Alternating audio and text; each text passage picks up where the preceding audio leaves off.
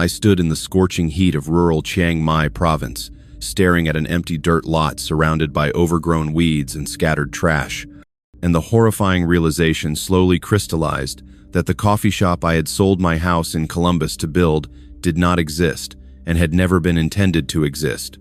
The GPS coordinates Mimi had given me led to this abandoned piece of land with no foundation, no construction materials, no sign that anyone had ever planned to build anything here, just endless silence broken only by the buzzing of insects and the distant barking of dogs. My phone still showed her last voice message from 2 days ago, her sweet young voice saying, "I love you so much, my husband. Our cafe will be so beautiful. I can't wait for you to see it. We will work together every day and be so happy." But now her number was disconnected, her Line account showed, "User not found," her Facebook profile had vanished, and the 22-year-old woman who had called me every single morning for 11 months, who had cried when I told her I loved her, who had promised to take care of me forever, had disappeared as completely as smoke in the wind. I was 60 years old, standing alone in a foreign country 8,000 miles from the house I no longer owned, having transferred $310,000 to a woman I had never met in person until 2 weeks ago, and all I had left was $47,000 in my bank account and the soul-crushing understanding that I had not lost my retirement to love, but had willingly handed it over to an illusion I desperately needed to believe was real. If you've been enjoying the stories I create, please consider hitting the subscribe button. Your support is crucial for the growth of this channel and helps me dedicate time to making these videos despite my commitment to a full-time job. Thank you for being here. I need to tell you who I was before Thailand, before Mimi, before I gave away everything I had spent 40 years building, because the Bob Hensley who existed before this disaster would never have imagined he could fall this far. My name is Robert Hensley, though everyone has always called me Bob, and I am 60 years old, born and raised in Columbus, Ohio, where I spent my entire adult life working with my hands and building a modest but honest life for myself and my family. I started working as an auto mechanic when I was 18, right out of high school, apprenticing at a local garage where I learned everything about engines, transmissions, electrical systems, and the satisfaction of fixing something broken and making it run again. I was good at it, really good, because I was patient and detail-oriented and genuinely enjoyed the puzzle-solving aspect of diagnosing problems. By the time I was 28, I had saved enough money to open my own small repair shop, Hensley's Auto Repair, in a working-class neighborhood on the east side of Columbus. The shop was never going to make me rich, but it provided a steady income and allowed me to be my own boss. I hired 2 mechanics to work with me, built a loyal customer base of people who appreciated honest work at fair prices, and for 32 years, that shop was my identity and my pride. I married a woman named Carol when I was 25. She worked as a nurse at a local hospital, and we had what I thought was a solid marriage. We bought a small 3-bedroom house in a quiet neighborhood, nothing fancy but ours, paid off over 25 years of mortgage payments. We had 1 son, Michael, who now lives in Denver with his wife and 2 kids. Michael and I were never particularly close, something that has always bothered me but that I never quite knew how to fix. Carol and I stayed together for 31 years, but the last decade of our marriage was more about routine than romance. We stopped talking about anything meaningful. We slept in the same bed but lived separate lives. When she asked for a divorce 4 years ago, I was hurt but not surprised. "Bob, we're just roommates at this point," she said matter-of-factly one Sunday morning. "I don't want to spend the rest of my life pretending we're happy when we're just going through the motions. We're both still young enough to find actual happiness if we stop wasting time on a marriage that died years ago." The divorce was amicable and fair. We split everything 50-50. She kept the house, which she wanted because she planned to stay in Columbus near her sister. I took my half of the house equity, about $160,000, which combined with my business savings gave me a little over $400,000 total. At 56, suddenly single, and living in a rental apartment, I felt unmoored and purposeless. I continued running the shop for another 3 years, but my heart wasn't in it anymore. The work that had once given me satisfaction now felt repetitive and exhausting. My back hurt constantly from years of bending over engines. My hands ached from arthritis. I started thinking about retirement, about selling the business and doing something different with whatever time I had left. The problem was, I had no idea what that something different would be. My son called maybe once a month, always brief conversations about his kids or his job, never anything deeper. I had a few buddies I'd grab a beer with occasionally, but most of them were married and busy with their own families. I spent most evenings alone in my apartment, eating takeout and watching TV, wondering if this was all there was left for me. Then I started reading online forums about Americans retiring abroad, particularly in Southeast Asia, where the cost of living was much lower than in the United States. Thailand kept appearing in these discussions. People talked about warm weather, year-round, friendly locals, delicious food, and the ability to live comfortably on a fraction of what you'd need in America. But more than the practical benefits, what drew me in were the stories of men finding companionship there, finding partners who genuinely cared for them, finding second chances at happiness and connection. I told myself I was being practical, researching visa requirements and cost of living calculations. But what I was really researching was whether loneliness was curable, whether a 60-year-old divorced mechanic could find someone who would actually want to be with him. At 59, I made my decision. I would sell the repair shop, sell my possessions, and move to Thailand for at least a year to see if this could be the fresh start I desperately needed. If it didn't work out, I could always come back to the States. But I had to try, because staying in Columbus alone for the next 20 or 30 years felt like a slow death. I sold Hensley's auto repair to a larger chain that was expanding in the area. They paid me $170,000 for the business, the equipment, the customer list, and the lease. Combined with my savings, I now had approximately $570,000, enough to retire modestly but comfortably. I told my son about my plans over a video call. He looked concerned. "Dad, are you sure about this? You don't know anything about Thailand. You don't speak the language. And honestly, a 60-year-old guy moving there alone, and people are going to assume you're going for the wrong reasons." "What wrong reasons?" I asked defensively. "You know what I mean. The bar scene, the young women. It's got a reputation, Dad. I'm not going for that. I'm going because I'm tired of being alone and cold. I want to see if there's something better out there before I'm too old to enjoy it." Michael sighed. "Just be careful. There are people who prey on lonely older guys with money." "I'm careful. I'm not stupid, Michael. But I was stupid. Or maybe not stupid exactly, but desperate enough that desperation made me blind. I created a profile on an international dating app 3 months before I planned to leave for Thailand. I told myself I was just exploring, maybe making a friend or two before I arrived. But the truth was, I was already searching for what I had been missing for years. Someone who actually wanted to be with me, someone who made me feel like I mattered. Within hours of creating my profile, I received dozens of messages. Most were obviously fake or clearly from women who just wanted money, but one message stood out because it seemed genuine and sweet. Her name was Thanaporn Sudakon, but she said everyone called her Mimi. She was 22 years old, studying tourism management at a university in Chiang Mai. Her profile pictures showed a beautiful young woman with a bright smile, casual clothes, photos that looked natural rather than professionally posed. Her message was simple and charming. "Hello, Bob. I see your profile and I think you look like kind man. I study English and tourism. Hope one day work in hotel or travel company. I never talked to American man before, but I am curious about American culture.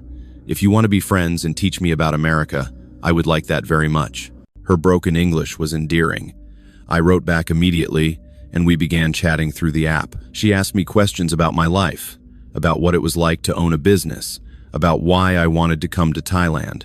She told me about her studies, about growing up in a small village in the north, about her dreams of working in the tourism industry to help support her family.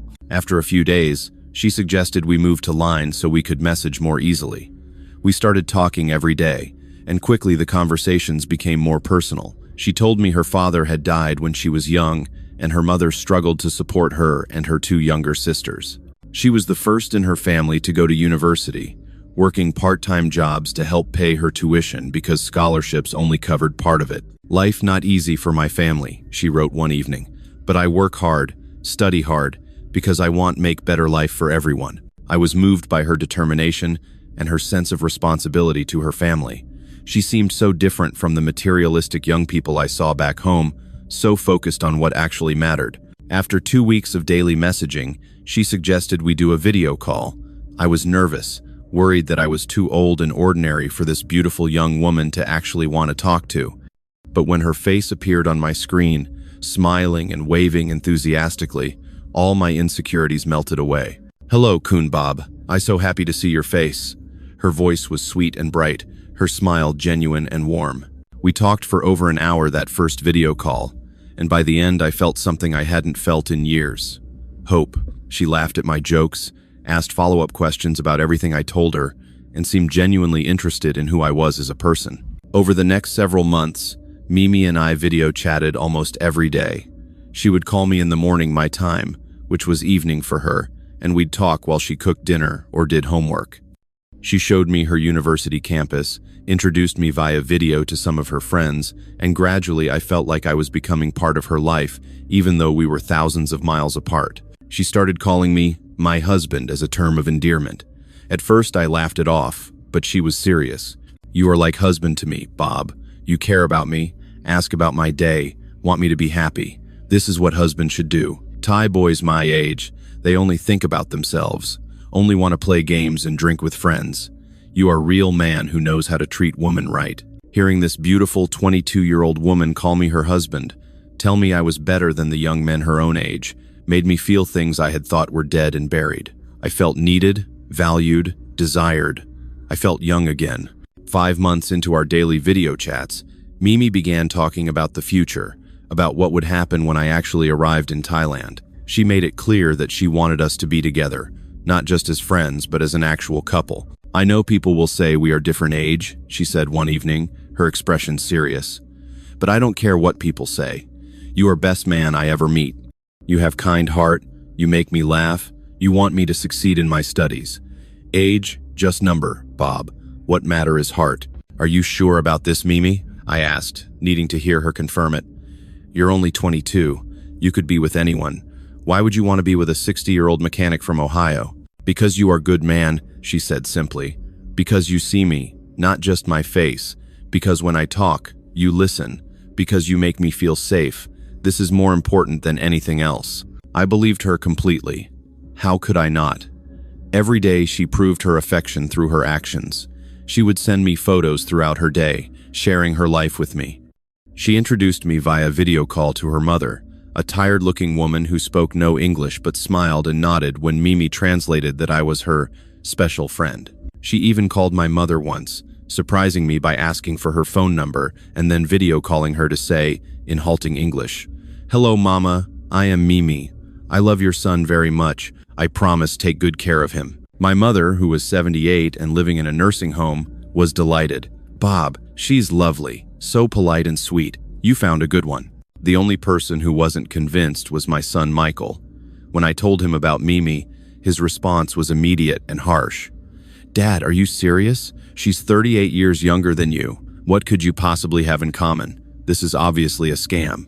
"It's not a scam, Michael. We talk every single day. I've met her mother, her friends. This is real. Has she asked you for money yet?" "No, never. She's never asked for a single thing. Just wait. She will.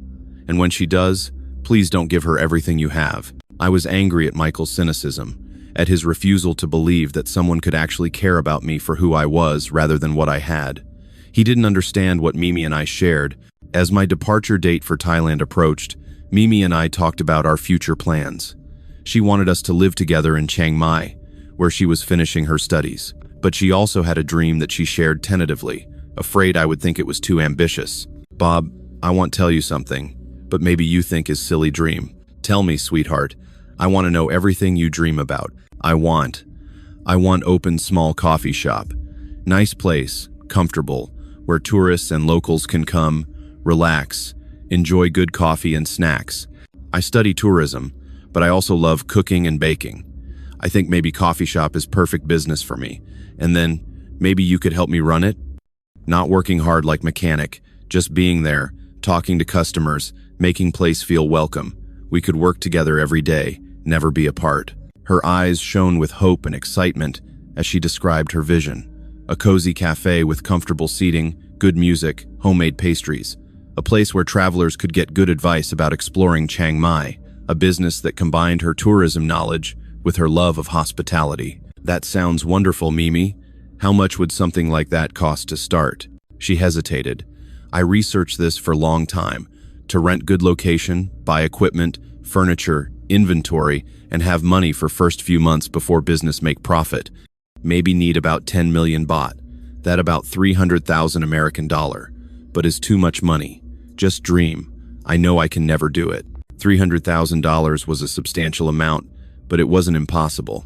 I had over 500,000 in savings. And the idea of running a small cafe with Mimi, spending our days together building something, sounded perfect. Much better than just sitting around retired with nothing to do. What if we did it together? I said. I have savings. We could be business partners. You run the day-to-day operations. I help with customers and maintenance. We build something together. Mimi's eyes filled with tears. Bob, I cannot ask you do that. It's too much money. What if business fails? You lose everything. You're not asking, I'm offering. And I don't think it will fail. You're smart, hardworking, and you understand what tourists want. I believe in you, Mimi. Let's do this together. She cried, covering her face with her hands. You are a blessing from heaven, Bob. I love you so much. I promise I work so hard to make our cafe successful. I make you proud. You already make me proud, sweetheart. That conversation felt like the moment everything clicked into place. I wasn't just moving to Thailand to retire and be alone. I was moving to build a future with someone I loved, to start a business together, to have purpose and partnership. Over the next several weeks, Mimi and I planned the cafe in detail. She showed me locations she had researched via video walkthroughs, spaces available for rent in good areas of Chiang Mai with heavy foot traffic. She created a business plan, breaking down costs for equipment, furniture, initial inventory, licensing, and operating expenses for the first 6 months before we could expect to turn a profit. I want to do this right way, Bob. Not just dream, but real business plan. I talked to my professor at university who teaches business management, and he helped me make good plan. Everything she showed me looked professional and well-researched. The more we planned, the more excited I became. This was exactly what I needed. Not just companionship, but a shared project, something meaningful to work toward together. There was one complication, however, the timeline. Mimi found what she said was the perfect location, a space that was available immediately but wouldn't stay available long. Owners say he have other people interested, Bob. If we want this space, we need to decide quickly and pay deposit to hold it. The problem was, most of my money was tied up in my house. I had about 70,000 in liquid savings, but the bulk of my net worth was the equity in the house I still owned in Columbus. I had been planning to sell it after I moved to Thailand, but that process would take months. What if I sold the house now? I suggested. It's been paid off for 5 years. I could sell it quickly if I priced it right, have the money within a month or so. Mimi looked uncomfortable. Bob, I don't want you to sell your house for me. That is your home. What if something goes wrong? Then you have no home to go back to. I don't need to go back, Mimi. My future is in Thailand with you. The house is just a building. What matters is us, our life together, our business. I'll sell it. Are you absolutely sure? This is big decision. I'm completely sure. This is what I want. I listed the house the next day. The real estate market in Columbus was decent, and I priced it aggressively to sell quickly. Within 3 weeks, I had an offer. The house sold for $208,000, slightly less than market value but fast. Combined with my other savings and the money from selling the shop, I now had approximately $570,000 available, more than enough to fund the cafe and still have a comfortable safety net for retirement. I wired $310,000 to Mimi's Thai bank account for the cafe investment. We structured it as 2 transfers, $150,000 initially for the deposit, equipment, and renovation costs, and then $160,000 2 weeks later for inventory, licensing, and operating capital. Mimi sent me documentation for everything. The lease agreement for the space, receipts for equipment purchases, photos of the renovation work being done. She showed me via video call the progress, walls being painted, floors being installed, the espresso machine being delivered, tables and chairs being arranged. It's so beautiful, Bob. Even more beautiful than I dreamed. I cannot wait for you to see it in person. I booked my flight to Thailand for 3 weeks later. By then, Mimi said, the cafe would be completely finished and ready for the grand opening. I would arrive, we'd have a soft opening with her friends and family, and then officially launch the business. My son Michael found out about the house sale and the money transfer when I mentioned it casually during a phone call. He was furious. "Dad, tell me you didn't sell the house and give that money to a woman you've never met in person." "I didn't give it to her. I invested it in our business, and I'll meet her in person in 3 weeks." "Dad, this is insane. You've been talking to this girl for what, 6 months? And you've given her $300,000? Do you realize how crazy that sounds?" "It's not crazy when you love someone and you're building a future together. You don't even know if she's real. Have you done any verification? Checked if her university records are real? Confirmed the lease exists?" "I don't need to check those things. I trust her. Why can't you just be happy for me, Michael?" "Because I'm watching you destroy your life, and there's nothing I can do to stop you." We argued for another 20 minutes before I finally hung up. I was hurt and angry that my own son couldn't support me, couldn't understand that I had found something real and meaningful. But my anger faded into excitement as my departure date approached. In 3 weeks, I would be in Thailand with Mimi, standing together in our café, beginning our life as partners in both love and business. I had no idea that in 3 weeks, I would be standing alone on an empty dirt lot, staring at the ruins of everything I thought I was building. I landed in Chiang Mai on a humid afternoon in late August, exhausted from the 24-hour journey but buzzing with anticipation. Mimi was supposed to meet me at the airport, but when I cleared customs and entered the arrivals area, she wasn't there. I waited for 30 minutes, trying not to panic. I sent her messages online. "I'm here. Where are you?" No response. I tried calling. The phone rang, but she didn't answer. Finally, after 45 minutes, she called me back. "Bob, so sorry, darling. I am at café, dealing with last-minute problem with electrical system. Can you take taxi here? I send you address." Relief flooded through me. Of course, she was busy with the café. There was nothing sinister about that.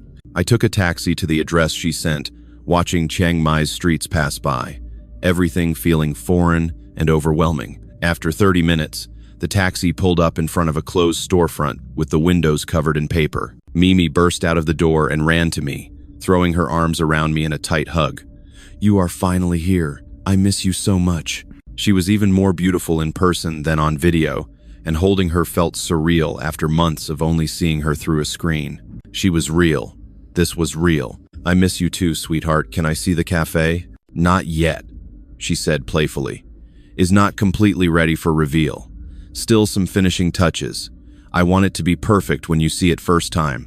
Tomorrow, okay? I promise tomorrow I show you everything." I was disappointed but understood her wanting the reveal to be special. She took me to the hotel where she had booked me a room, said she needed to go back to the cafe to supervise the workers, and promised to see me for dinner. We had dinner that evening at a small Thai restaurant, and being with her in person was everything I had imagined. She was sweet, attentive, constantly touching my arm or holding my hand, calling me my husband in front of the staff, making me feel like the luckiest man alive. Over the next few days, however, I began to notice things that made me uneasy. Every time I asked to see the cafe, Mimi had an excuse. The workers were still finishing something. There was a problem with a permit. She wanted to wait until it was absolutely perfect. "Mimi, I've invested $300,000. I think I deserve to see the place, even if it's not completely finished." She pouted. "You do not trust me? After everything we planned together? It's not about trust. I just want to see what we've built." Okay. Tomorrow morning, I take you there. I promise." But the next morning, she said her mother was sick and she needed to visit her in the village. "I am so sorry, Bob. I promise when I come back, we go to cafe immediately. Just 2 days, okay?" I was frustrated but tried to be understanding. Her mother's health was important. Mimi left for her village, and I spent 2 days alone in Chiang Mai, feeling increasingly anxious. On the 3rd day, I decided I couldn't wait anymore. I had the address. I would take a taxi there myself and see the cafe, surprise Mimi when she returned. The taxi driver looked confused when I gave him the address, checking his GPS multiple times. "This address very far from city. You sure is correct?" "Yes, that's what she gave me." We drove for over 45 minutes, leaving Chiang Mai proper and entering increasingly rural areas. Finally, the GPS indicated we had arrived. I got out of the taxi and looked around in confusion. We were on a dirt road surrounded by empty fields. There was no cafe, no building at all. just an overgrown lot with scattered trash and weeds. "This is the address?" I asked the driver desperately. He checked again and nodded. "Yes, sir. This is GPS location you give me." My legs felt weak. I walked across the empty lot, looking for any sign that construction had happened here. Nothing. No foundation, no building materials, not even disturbed ground that would indicate recent work. I pulled out my phone and tried calling Mimi. The call didn't go through. The number was disconnected. I tried Line. User not found. Facebook. Her profile was gone. Every digital trace of Thanaporn Mimi Sudakon had been erased. I stood on that empty lot for what felt like hours, but was probably only 20 minutes. My mind desperately trying to construct explanations that didn't end with me being the biggest fool alive. Maybe I had the wrong address. Maybe she had changed locations at the last minute. Maybe there was some misunderstanding. But deep down, I knew. The cafe had never existed. The lease documents were fake. The photos of renovation work were from some other location, or perhaps from an actual cafe she had temporarily accessed to take photos. The equipment receipts were forged. Everything had been an elaborate fiction. I asked the taxi driver to take me back to Chiang Mai, to the police station. A police officer who spoke decent English took my statement, his expression growing increasingly sympathetic as I explained what had happened. "Sir, I am very sorry to say this, but I think you are victim of romance scam. Very common with foreign men, especially with young women claiming to need money for business." He looked through the documents I had on my phone, the lease agreement, the receipts, the bank transfer records. These documents, they are good forgeries. But forgeries, see this license number, not correct format for Chiang Mai. And this lease stamp, not real district office stamp. Can you find her? I have photos, I have her phone number, her line ID, everything. He looked doubtful. "We can try, sir, but probably the name is false. The phone number is prepaid SIM card bought with fake ID. The bank account, it was probably opened with stolen or borrowed identity. By now, the money has moved many times to many different accounts, very difficult to trace, so I'm never getting it back. Unfortunately, probably not. These scams very professional. They do this many times. They know how to disappear completely." I left the police station and returned to my hotel room, where I sat on the bed and tried to calculate how badly I had destroyed my life. $310,000. Gone. Wired to a woman whose name I didn't even really know. I had also spent approximately $20,000 on my flight, the hotel, and various expenses since arriving. That left me with approximately $240,000 from my original $570,000. No, wait, I needed to be more precise because precision suddenly mattered more than anything. I logged into my bank accounts and checked the exact remaining balance. After all transfers and expenses, I had exactly $47,000 left. $47,000. At 60 years old, in a foreign country, with no house to return to, no business, no job prospects. I called my son Michael. It was morning in Denver. He answered on the second ring. "Dad, did you make it to Thailand okay?" And then I told him everything. The empty lot, the disconnected number, the fake documents, the $310,000 that had vanished with the woman I thought I was building a future with. Silence. Long, painful silence. Then, his voice tight with controlled anger. "Dad, I told you this would happen. I begged you not to do this. How could you be so stupid?" I know I was stupid. I wanted it to be real so badly. "What are you going to do now? You sold your house. You have nothing to come back to." "I don't know, Michael. I honestly don't know." He sighed heavily. "Look, I can't support you financially. We're barely making our own mortgage payments.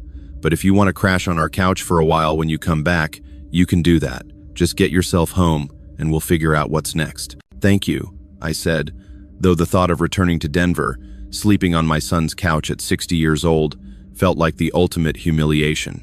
After we hung up, I sat alone in that hotel room for the rest of the day, replaying every conversation with Mimi, looking for the clues I had missed. They were there, obvious in retrospect.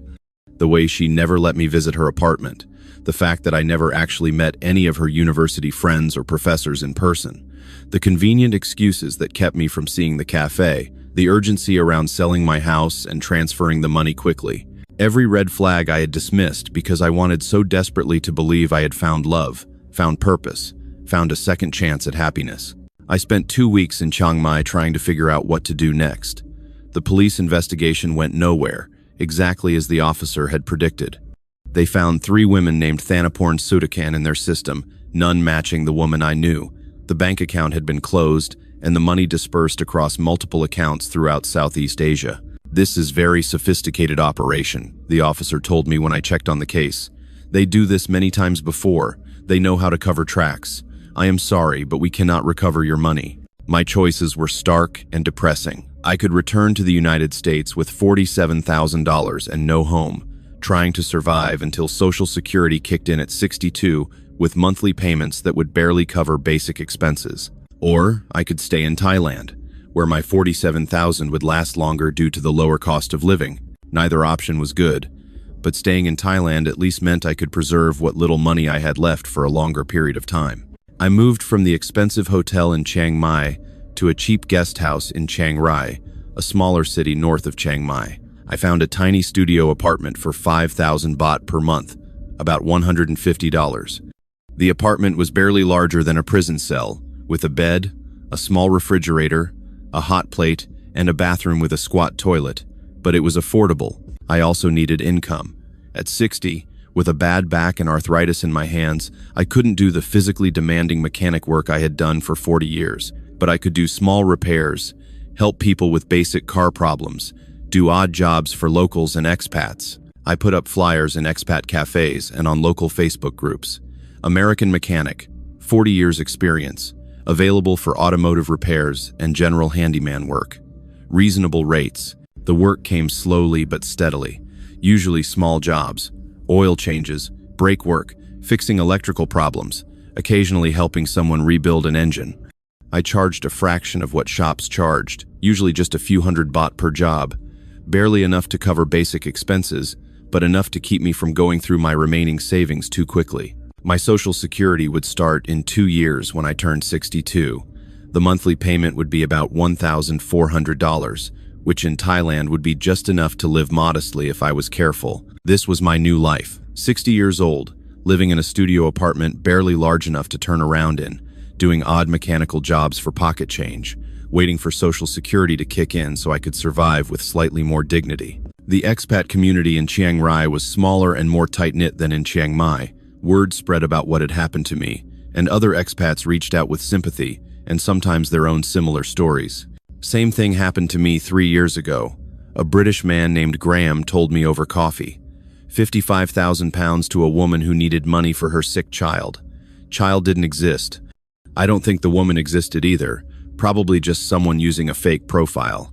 You're not alone, mate. But knowing I wasn't alone didn't make it hurt less. If anything, knowing how common these scams were made me feel even more foolish for falling for something so obvious. 2 years have passed since I stood on that empty lot in Chiang Mai. I am now 62 years old, still living in that same tiny studio apartment in Chiang Rai, still doing odd mechanical jobs, still trying to rebuild some semblance of a life from the wreckage. My Social Security payments started 6 months ago, which significantly improved my situation. Between the Social Security and my occasional repair work, I now have about $2,000 per month, enough to live on with careful budgeting and even save a small amount. I have not returned to the United States. What would I return to? I have no house, no business, no real connections there anymore. My son and I talk occasionally, usually brief conversations where he asks if I'm okay, and I lie and say yes. He has invited me to visit, but I can't afford the plane ticket, and I'm too proud to ask him to pay for it. My mother passed away last year. I couldn't afford to fly back for the funeral, which added another layer of guilt and regret to everything else. Michael sent me photos from the service, and I sat in my tiny apartment crying, mourning not just my mother, but everything I had lost through my own stupidity. I think about Mimi every single day, not with affection or longing, but with a kind of morbid curiosity. Was anything about her real? Was she actually 22, or was that a lie too? Did she really study tourism, or was that part of the character she played? Was there ever a mother in a village, or were all those video calls with the tired-looking woman just another actor in the elaborate con? The police never found her. The investigation was officially closed after 6 months, with no leads and no prospects of recovering the money. She is probably running the same scam right now with a different name, a different face, targeting another lonely man with retirement savings and desperate hope. I have become a cautionary tale in the expat community. New arrivals are told, "Don't be like Bob. Don't send money to someone you've never met. Don't sell your house for a dream. Don't trust someone just because they make you feel young and valued." I accept my role as a warning. If sharing my story prevents even one other person from making the same catastrophic mistakes, then at least my disaster can serve some purpose. What I learned, at a cost of $310,000 and my entire retirement security, is that loneliness makes us vulnerable in ways that bypass intelligence and experience. I wasn't stupid. I had run a successful business for 32 years. I understood how the world worked, but none of that protected me, because what Mimi exploited wasn't my mind, but my heart. She found my deepest need, the need to feel valued and loved and young again, and she used it with surgical precision. She didn't just steal my money. She stole the house I had paid off over 25 years. She stole the retirement I had worked 40 years to build. She stole the future I thought we were creating together. But most of all, she stole my ability to trust, not just others but myself. I will never again have confidence in my own judgment when it comes to relationships. How can I, when I was so catastrophically wrong about something I was absolutely certain was real? I sit now in my small studio apartment in Chiang Rai as another tropical evening falls, the sounds of motorcycles and street vendors drifting through the window. I am 62 years old, living on Social Security and whatever money I can earn fixing cars and doing handyman work, surviving in a foreign country 8,000 miles from where I grew up. This is not the life I imagined when I sold Hensley's auto repair and my house in Columbus. This is not the future I envisioned when I spent months video chatting with a beautiful young woman who called me her husband and promised to build a life with me. But this is the life I have now. And every day, I make the choice to keep going, to find small satisfactions where I can, to survive with whatever dignity I have left. I help elderly expats fix their vehicles for rates they can afford. I teach a young Thai mechanic English in exchange for him translating for me with difficult customers. I eat simple meals of rice and vegetables that cost 30 baht. I read books from the small English library at the Expat Community Center. I watch the sunset from my tiny balcony and try to find peace in the simple fact of still being alive. I didn't lose my house to a woman. I gave it to a dream that never existed. And that distinction matters, because it means I have to take responsibility for my own destruction. No one forced me to sell my house. No one forced me to wire $300,000 to someone I had never met. I made those choices, driven by loneliness and hope, and the desperate need to believe that someone actually wanted me. I wanted to start a new life. I did, just not the one I planned. And now, at 62, with almost nothing left except my Social Security and the ability to fix broken things, I continue forward because there is simply no other choice. If this story moved you, or if you know someone who needs to hear it, please consider subscribing to this channel. These stories are real, they happen every day, and they destroy lives that could have been saved with awareness and caution. Your support helps me continue documenting these cases and hopefully preventing others from falling into the same traps. Thank you for listening to Bob Hensley's story. Thank you for being here.